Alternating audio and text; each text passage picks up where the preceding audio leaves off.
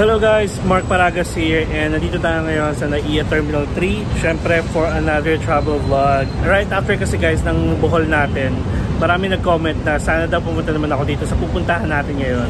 Syempre wag na natin patagalin pa. For today's video guys, we are going to Boracay. We are going to explore Boracay for 5 days and we'll see kung anong changes or kung may bago ba sa Boracay. Just in case lang guys na nasanay kayo sa mga international flight natin, bigyan ko lang kayo ng quick tips or step-by-step guide kapag may domestic flight kayo, especially sa mga first time magta-travel or sasakay ng eroplano. Kung sa international flight, ang suggested allotted time na dapat nasa airport na kayo ay 4 to 5 hours. Sa domestic flight naman ay dapat at least 2 to 3 hours. Minsan kasi guys, marami nagbabakasyon or uuwi ng probinsya at hindi mo talaga masasabi kung kailan dadagsa ang tao except na lang kung holidays. Sa pagpasok nyo guys ng airport, dedmahin nyo lang itong travel tax dahil for international flight lang yan at dumiretso na kayo sa mga airline counters ninyo. Sa BAE ako, which is andun si Cebu Pacific. And guys, singit ko na lang din sa mga gusto makasigurado na safe ang inyong mga baggage or luggage at iwas sa laglag bala modus. Meron ditong luggage wrapping service sa mismong entrance lang at pero hindi ko lang sure kung magkano. Dito naman guys, yung mga kiosk ng Cebu Pacific, pwede kayo mag-check-in, mag-reprint ng boarding pass at mag-print ng luggage tag. If wala kayong check-in luggage at hand carry lang, pwede na kayo dumiretso sa boarding gate given na nakapag-online check-in na kayo. Pero if ever mag-check-in luggage kayo, need nyo pa rin pumila sa mga bag drop counters ng inyong airlines bago kayo mag-proceed sa next steps. Don't forget pala guys to bring your valid ID and make sure na original, not photocopy and not mobile copy. Need nyo yan for verification sa check-in counters at kapag mag-board na kayo ng plane. Pagkatapos nyo guys sa mga check-in counters, pwede na kayong dumiretso sa security check at dito kayo sa domestic entrance papasok. May mga airport staff dyan at need nyo i-present ang inyong ID at boarding pass. Since domestic to guys, hindi nyo need mag-fill up ng e-travel form dahil pang international lang yon. After nyo makapasok, proceed to security check at need nyo padaanin sa x-ray machine ang inyong mga gamit including mobile phones and any gadgets. Make sure na wala kayong liquid over 100 ml and this is also applies sa international trip. After security check, pwede na kayo mag-proceed sa mga boarding gates ninyo and wait for the boarding announcement. 2 hours later.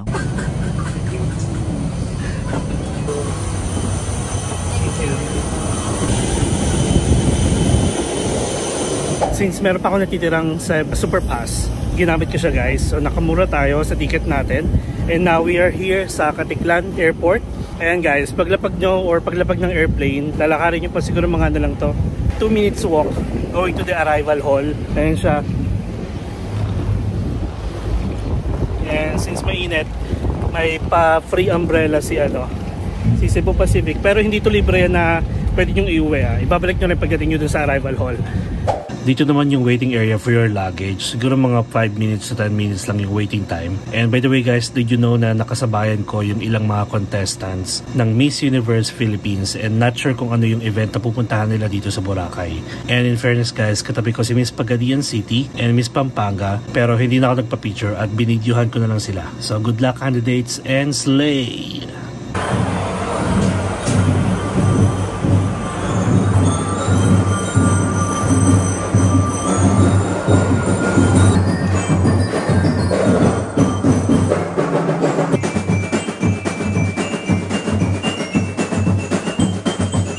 Itong mga van na to guys ay mga shuttle service ng hotel or resort at ng Southwest Tours if ever nag-avail kayo ng airport transfer.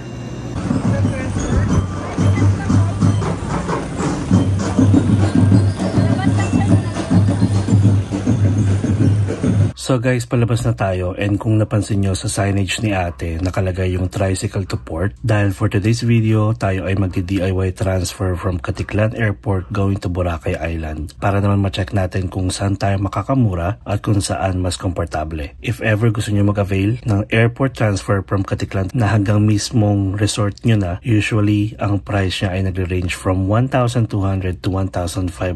And this is only a sample rate pag shared transfer. Pag gusto nyo naman ng private transfer, of course, mas mahal. Soda po? Oo, solo lang. 150 pag soda, sir. So 150 guys per tricycle for special trip pag mag-isa lang kayo. Pero kung couple, 75 pesos each and maximum of 3 persons sa isang tricycle. I would suggest guys, if ever mag-isa kayo, kung gusto nyo makamura, kung malakas naman loob ninyo, maghanap lang kayo or maghintay ng solo traveler din para share kayo sa pamasahe. Pero kung ayaw nyo naman, take this special trip for 150 pesos. Ang tricycle ride guys will take 10 minutes going to Jettyport and paglabas pa lang ng airport, ma-amaze na kayo sa ganda ng dagat. Andito na tayo guys sa Jettyport at meron kayong mapapansin na mga booth dito. Sila yung nag-o-offer naman ng transfer from here sa Jettyport going to your hotel or resort. Kasama na dyan yung environmental fee, terminal fee, boat ticket at syempre may assistance fee. Basta guys, kung pupunta kayo ng Boracay, you have the options na mag-book ng airport to hotel transfer or DIY. Actually, very convenient and less hassle talaga kapag nag-book kayo ng transfer. Kasi sila na mismo yung pipila, sila na mismo yung magbabayad para sa inyo. Pero yun nga lang, mas mura talaga kapag DIY. And since DIY tayo, dedmahin nyo na lang yung mga nag-offer ng transfer at pwede na kayong pumasok dito sa pinaka Jettyport terminal and I'll show you guys kung anong meron sa loob. Yan, dito kayo sa kaliwa guys, huwag kayo dito, exit yan, ditong entrance. In fairness naman dito guys, naka-aircon sila. So pagpasok nyo, diretso na kayo sa step 1 which is itong registration and verification. Mag-fill up lang kayo ng form for your personal details and you need to present an ID. Before kasi guys, hindi sila nag-a-allow kapag wala pa kayong accommodation sa Boracay. Pero this time, maluwag naman na sila. So kahit wala kayong accommodation or booking, pwede naman kayo makapasok ng Boracay. After that, proceed na kayo sa step 2 which is yung ticketing booth para magbayad ng terminal fee, environmental fee at boat ticket. Please note na magkakaiba yung booth ng terminal fee, environmental fee at boat ticket. But don't worry kasi sasabihan naman kayo for the next steps.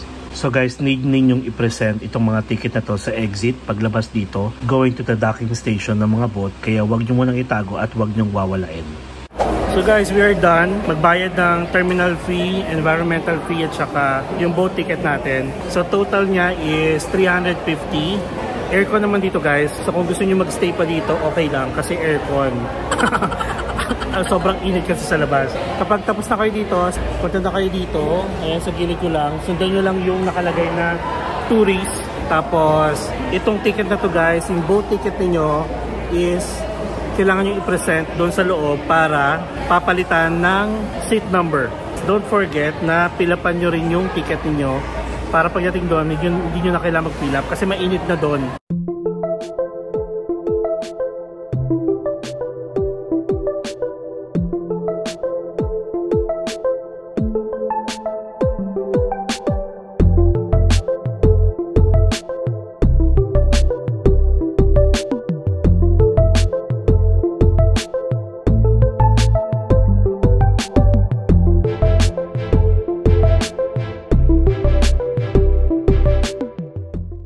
So guys, kapag may mga ticket na kayo, make sure na dun kayo sasakay sa name ng bangka na nasa seat card niyo. Dahil good luck kapag namali kayo ng sakay, baka pababain kayo sa gitna ng dagat. Char! Total capacity guys ng bangka ay 60 packs at pinupuno to bago umalis. Though mabilis naman ito mapuno kasi aside from mga turista, makakasabayan nyo rin madalas yung mga lokal. Boat ride will take around 10 minutes, kaya isang tumbling mo lang nasa Cagban Port or Boracay Jettyport ka na. So nakarating na tayo guys sa may Cagban Port. If ever pala na marami kayong bagahe, merong mga porter dito na pwede kayo magpa-assist sa inyong mga luggage hanggang sa sakayan. Pero syempre, be kind enough and bigyan nyo na lang ng tip. Guys, look at the water. Sobrang clear. Tapos merong tourist information dun guys. Tapos may police for any assistance that you need. Dito sa port guys, may booth dito ang hop on hop off unlimited rides na provided by Southwest Tours. But we will talk more about it sa next vlog natin kasi itatry natin yan. Yay! Dito yung the famous Boracay sign. Tapos dito rin tayo mag-exit. Welcome to Boracay!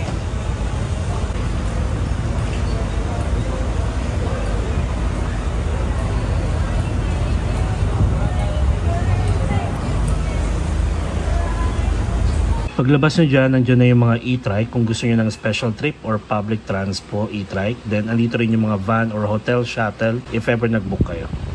If hindi nyo alam guys kung magkano pamasahe at hesitant kayo mag e-trike, pwede naman kayo magtanong or sundin nyo lang tong approved tariff rates at meron sila dito.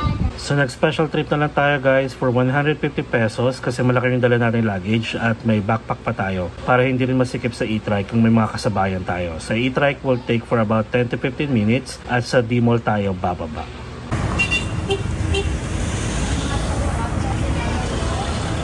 Dito tayo guys bumaba sa mismong tapat ng McDonald's sa may D-Mall at from here lalakarin lang natin hanggang beachfront at mag-i-stay tayo sa may GT Hotel Boracay sa may Station 2. A few moments later. Hello guys, so dito tayo ngayon sa GT Hotel Boracay which is located sa Station 2. Yung mismong front desk guys ay beachfront pero kapag pumasok na kayo dito sa room medyo nasa likod siya. Ang room natin ay room 110 and ang maganda dito guys is keycard na siya. So tara, let's have a room tour.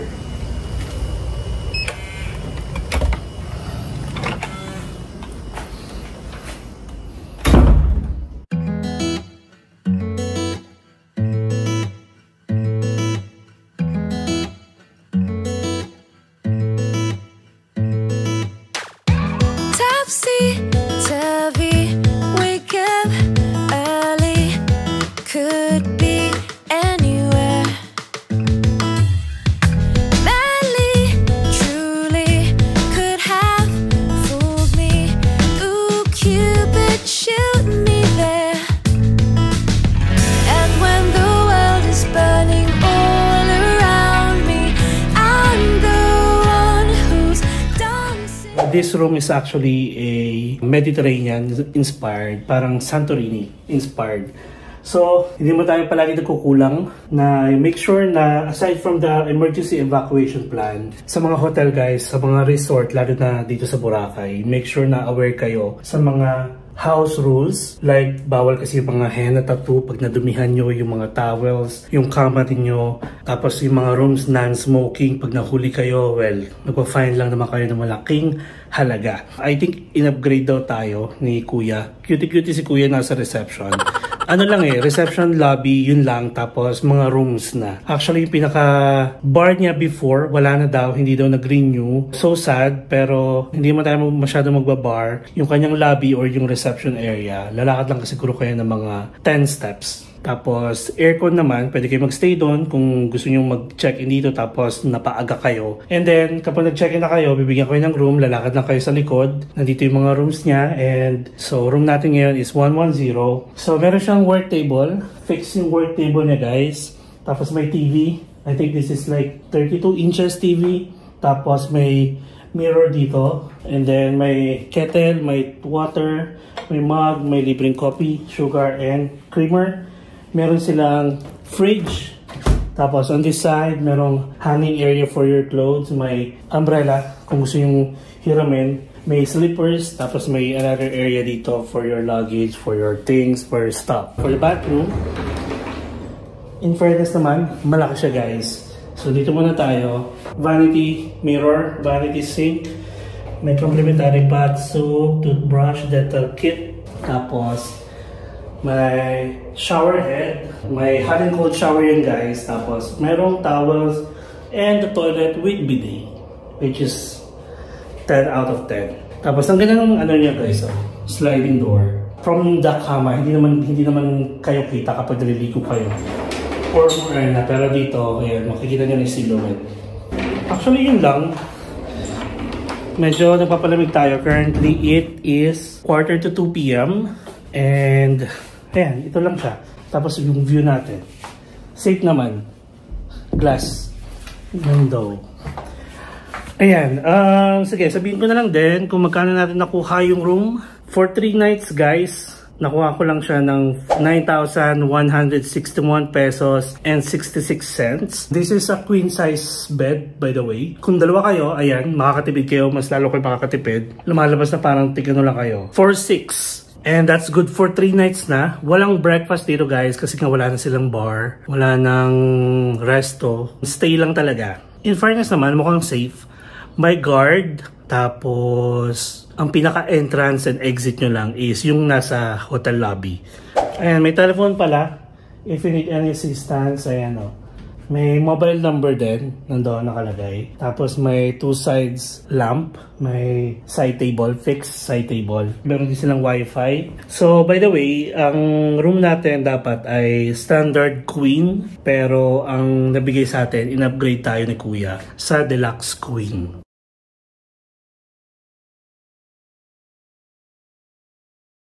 Sorry guys, medyo ano ako, yung parang husky husky yung boses natin dahil sobrang init, tapos wala pa tayo masyadong tulog, and then hindi pa ako na masyadong nakakapagtubig, kaya ayan. So if you are planning to stay here and at the same time work, yung mga digital nomad dyan, and nagbabalak kayo magpunta ng Boracay, okay na okay itong CGT. In fairness guys, mababait naman yung nasa lobby, si Kuya. I didn't get the name, by the way, pero mamaya pupunta naman tayo doon. Yung security guard, tapos si ating naghatid sa atin dito sa room natin. In fairness naman, ayos yung vibes. Actually, marami guys, marami pang beachfront resort and hotels dito sa Station 2. Kung gusto nyo, itry nyo. And watch out sa ating vlog na susuyurin natin yung from Station 3 hanggang Station 1 guys. Hindi, papakita ko sa inyo yung mga beachfront hotel and resort, tapos gagamitin ko na lang sa Ogoda for the price per night para ma-idea kayo guys, kasi sobrang daming pumupunta ng Boracay kahit anong month, kahit tag-ulan pa yan, kahit tag-init, kahit lumot month, walang pinipili. Sobrang daming pumupunta, kaya at least magkaroon kayo ng idea sa kukunin yung hotel at kung saan ba siya banda. Ang haggard. Haggard pa yan. So sige guys, pahinga muna tayo para bumalik yung ating boses. See you guys later. 2 hours later. So ayan guys, ang ating room 110, and in fairness, bumalik na yung boses natin. And ang gagawin natin is lalakarin natin hanggang beachfront para malaman natin kung gaano katagal. Though parang ano lang naman siya, within 1 minute. And actually seabird, yung seabird na yan, nag-try din ako dyan mag-inquire, kaso parang nakita ko kasi na medyo, di ba medyo, mga 1 minute away din siya from the beach, kaya hindi ako nag-try. Tapos ngayon, I just found out na halos yung room ko katapat lang ng seabird. O di ba may mga ibon pa. May mga signage, mga signs, just follow that. Mga guys, mga 1 to 2 minutes. Katabi ng GT guys, itong red coconut.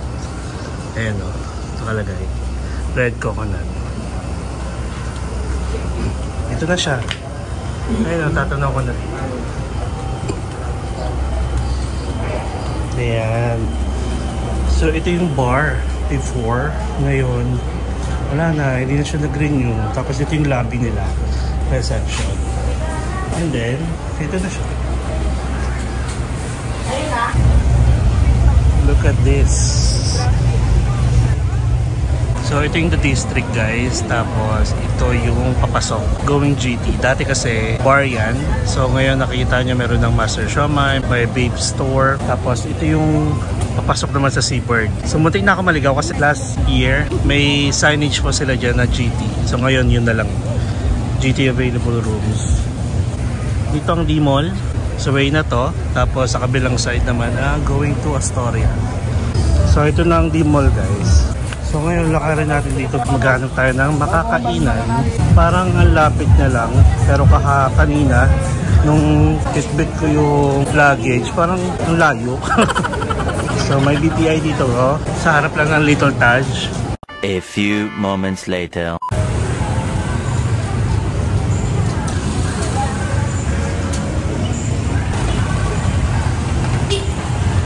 Dito guys sa may main road, paglabas nyo galing D-Mall Palengke, may murang kainan at ito yung Jasper Tapsilog and Resto Boracay. Malakarinderya yung style nila at mura talaga yung mga pagkain. Aside from mga iba't ibang klase ng silog, meron din silang nilaga, pritong isda, lumpiang Shanghai at marami pang iba. And may free sabaw pa. May second floor din pala sila guys, at add ko na lang din na kapag naabutan kayo ng lunchtime at dinner time dito, mahaba ang pila dahil maraming kumakain dito.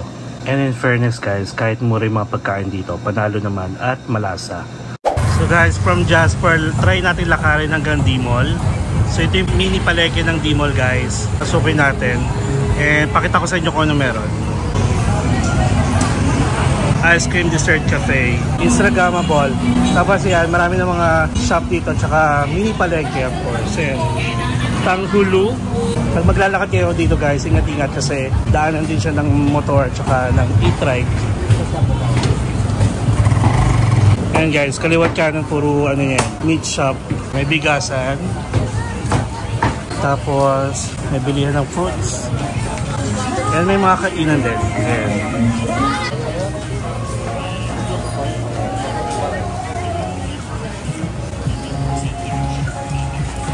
Yan guys, so bago lang tong ube mama.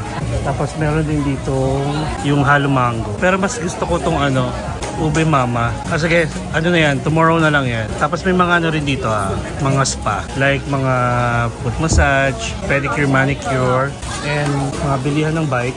O diba? Tapos mga souvenir shop. Dessert World, meron dito. Magkaiba to guys dun sa halo mango. Kain muna tayo ng halo mango. So after dinner, nandito tayo ngayon sa Halo Mango. Bali, umorder ako guys ng large na Mangoholic for 250 pesos at club sandwich. But I forgot the price. Pero yung sandwich parang nasa 250 to 290 pesos ang price. Mahilig ako guys sa mango, kaya perfect to for me. Matamis yung mangga at hindi gaanong matamis yung pinaka-ice cream. Kaya perfect na perfect. Ang maganda dito sa branch ng Halo Mango, meron silang area na aircon for dine-in. Kasi karamihan sa mga dessert cafes, like yung Ube Mama, Mama Coco, mga for takeout lang. So kung nainita kayo, ayan, pasok pa kayo dito. Ito na yung beach front, and ganda pa rin guys, so yung takip silim na tinatawag. Ganda.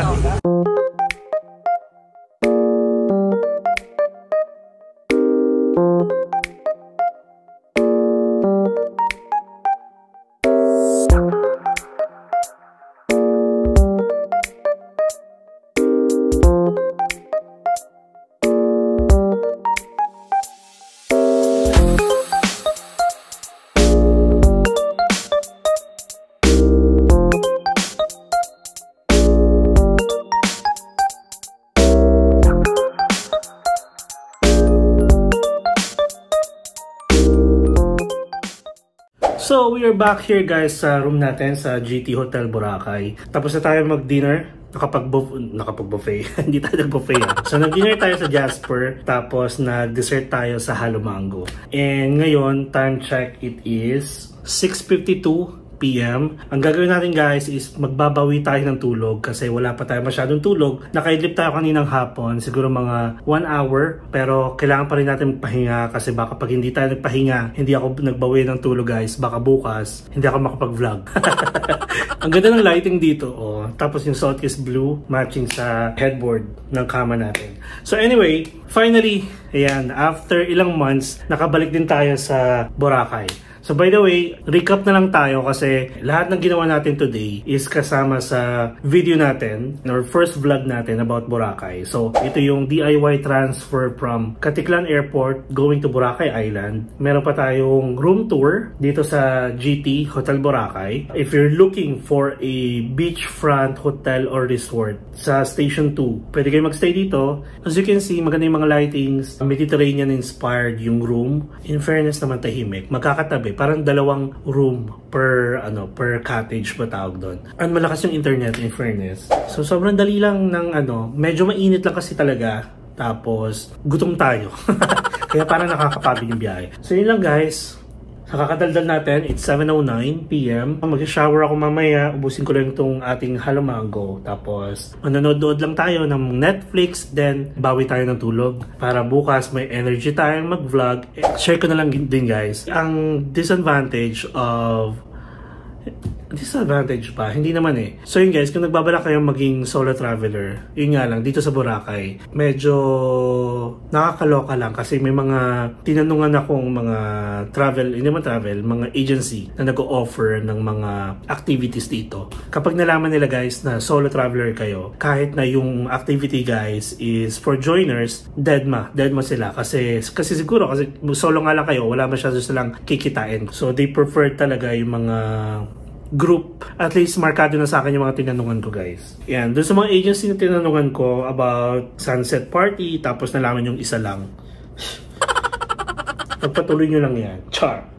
That's really it for today. I hope na enjoy nyo at masusundan nyo yung ating ginawa for today's video. And sabi ko nga guys, naisipan ko kasing mag Boracay because may mga nagko-comment nung Bohol trip natin or Bohol vlog natin. Itry ko naman daw sa Boracay. So here I am. We're here in Boracay finally. And good thing kasi guys, meron pa akong natitirang voucher nung time na yon. I think March. So, ginamit ko siya, yung Cebu Pacific Pass natin guys, ayan. And sobrang sulit niya, and I hope Cebu Pacific maglabas ulit kayo ng CEP Super Pass. Sobrang sulit niya para sa mga nagtitipid, para sa mga budget travelers na katulad ko. If naligaw ka sa channel ko, tapos first time mo, mag-subscribe ka na to Mark Paragas Official and hit the notification bell para updated kayo sa mga upcoming travel vlogs natin.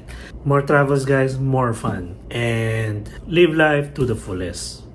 Peace.